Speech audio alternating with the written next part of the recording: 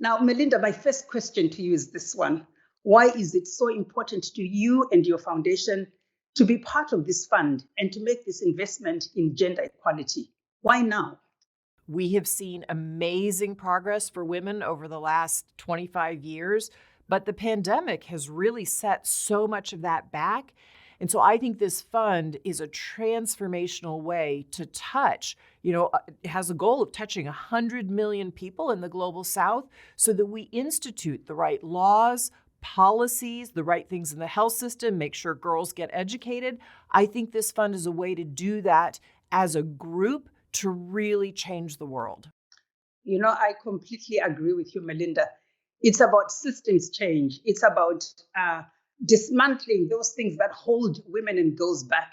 And of course, it's also about transformative initiatives. Now, talk to me about why collaboration is so important to you, especially your philanthropy, and how the Core Impact Gender Fund embraces that spirit.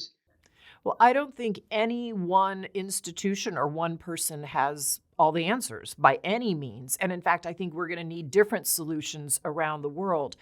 So often communities know what they need in their community to really empower girls and women. And so what I'm so excited about with this fund is that it's going to really bring forward those voices, make sure we listen, and then bring in a whole set of advisors to say, what can really work in different communities and which of these ideas can be spread around the world.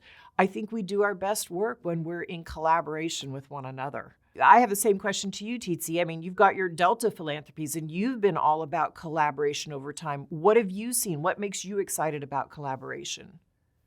Collaboration is at the center of every conversation right now. And the importance of coming together at this moment to accelerate gender equality through philanthropy is more urgent than ever. We've seen the devastating impact of the pandemic on women's lives, and we also risk losing decades of advancement for women as a result. So as African philanthropists, if we don't have the appetite to get behind the fund, then it's a missed opportunity for women, for girls, for men, for boys, and it's a missed opportunity for ourselves as philanthropists. I'm really excited to be leading this effort and to bring together a group of African philanthropists to support the work of the fund. And we are calling this fund the Africa Gender Fund. So from my perspective, philanthropy can do more and advance a more effective and just approach to giving. So we must tackle this collaboratively in order to make those deep-rooted changes that we would like to witness. Now, Melinda, there are lots of people who really want to hear from you on this particular issue. Why are you so passionate about having more women in leadership? How does it tie into your other goals, like women's economic empowerment and professional development? When I think about women and where we want to go as a society writ large, we have to have female voices at the table at all levels of leadership because women come with just a different lens on society because of their experience of raising a family or being a girl themselves in a community and trying to get educated. So what I know is that when you have women with seats at the table, policies are different, laws are different, economics change. The person I think about on this so often is Vera Songwe. She grew up in Cameroon, then she was educated in Belgium and in the United States. She took a job at the IFC, then at the World Bank.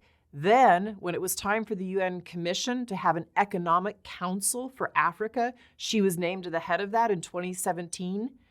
The policies that are coming out of that council are really thinking about not just men, but women. How do we lift women up? How do we use the right economic policy so that women can start and create businesses and have more cash in their own hands?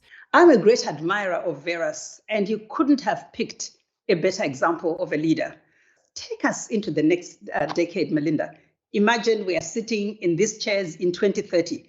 We have to look exactly the way we look right now, by the way. When you look back on the investment you have made in Core Impact Gender Fund, what do you most want to see come out of this?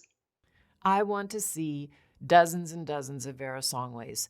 And I want to know that even beyond 2030, we see in schools all across the continent and in Europe and in the US and Southeast Asia, we see strong young women coming up through those academic institutions, getting empowered in great jobs, and then see more of them in roles of leadership.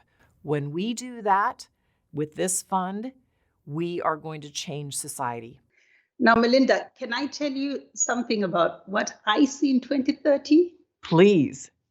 I'm hoping that we can reflect on the exceptional women and girls that we would have raised through this amazing fund, celebrate their achievements. And with the Gender Fund launching today, I see a brighter future in the world, especially on the African continent.